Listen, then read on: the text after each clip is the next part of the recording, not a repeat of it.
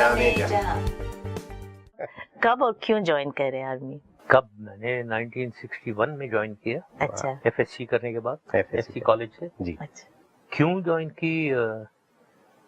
मेरी वालदा का बड़ा वो था, हमारे 3 भाई हैं हम जी, तीनों के ऊपर उनका बड़ा इम्पैक्ट था। अच्छा। वो मेरे बड़े भाई को, वो बहुत पढ़े लिखे थे और पढ़ने के शौकीन, उन्होंने कहा ये तो सीएसपी बनेगा। अच्छा।